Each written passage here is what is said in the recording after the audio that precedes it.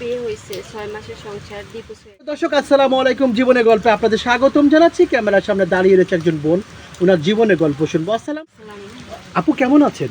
জি ভাইয়া আছে। আপু, আপনার নাম কি? আমার নাম নীলা। নীলা। নীলা দেশের বাড়ি কোথায়? সিলেটে। সিলেটে পুরী। জি। সিলেটে পুরী। আপনার বয়স কত? আমার বয়স 28। 28 বছর। নীলা, আপনি আমাদের ক্যামেরার সামনে কেন এসেছেন? আপনাদের ক্যামেরার সামনে যে একজন ভালো মনের মানুষের জন্য। ভালো মনের মানুষের সন্ধানে এসেছেন। জি। আপনার বয়স 28 বছর, আপনার কি বিয়ে হয়নি? বিয়ে হইছে 6 মাসের সংসার ডিভোর্স হয়ে গেছে। 6 মাসের সংসার। কেন 6 মাস হলো, কেন 6 বছর হলো না? ভাগ্যে নাই তাই। কেন ভাগ্যে নাই? আপনার 6 মাসের সংসারে তো অনেক ভুল বুঝাবুঝি হয়, একটা মানুষকে বুঝতে তো 6 মাস লাগে, তাই না? এটা আপনি লং টাইম কেন করলেন না? হয়তো বা এমন হতে পারে আপনি তার সাথে তার মন বুঝতে পারেননি আপনি।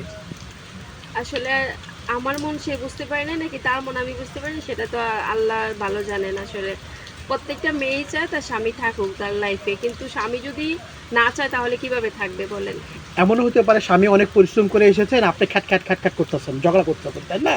আর তাহলে তো স্বামী থাকবে না। স্বামীকে ভালোবাসতে হবে। পুরুষ মানুষ নারী আসক্ত থাকতে চায় বা নারীর ভালোবাসা পেতে চায়। আসলে আমার স্বামীও সেরকম নারী আসক্ত ছিল, অন্য একটা মেয়ের সাথে রিলেশন ছিল, চলে গেছে। আপনি বলতে চাচ্ছেন আপনার নারী, আপনার হাজবেন্ড একটা নারীও আসক্ত ছিল, পরকীয়া ছিল, এই জন্য আপনি দেখে আর সহ্য করতে পারেন নাই, ওনার সংসার ছেড়ে চলে এসেছেন। হ্যাঁ, আচ্ছা, বুঝতে উনি পারছি। চলে গেছে ওই মেয়েকে নিয়ে। ও অন্য ওই মেয়েকে নিয়ে চলে গেছে, পরে আপনাদের ডিভোর্স হয়ে তালাক হয়ে গেছে? ডিভোর্স হয়ে গেছে। আচ্ছা, বুঝতে পেরেছি। এখন পরবর্তী যাকে বিয়ে করবেন, এই প্রথম হাজবেন্ড নিয়ে কোনো তর্কতর্কি হবে না তো? আসলে ওরকম কোনো সম্ভাবনাই নেই, কারণ 8 বছর 9 বছর ও হয়ে মানে গেছে। 8 বছর অনেক অনেক স্মৃতি, অনেক আগের কথা। যাই হোক আপু, বুঝতে পেরেছি। কেমন জীবন সঙ্গী চাচ্ছেন একটু ছোট্ট করে বলবেন?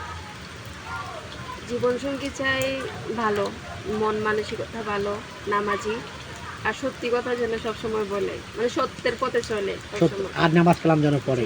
দাঁড়িয়ে থাকলে সমস্যা? না, সমস্যা নেই। বুঝতে পেরেছি। আপনার সাথে যোগাযোগ করবে কীভাবে? আপনাদের মাধ্যমে যোগাযোগ করতে হবে। প্রিয় দর্শক, ওনার নাম নীলা, ওনার বয়স 28 বছর, উনি সিলেট থেকে এসেছেন।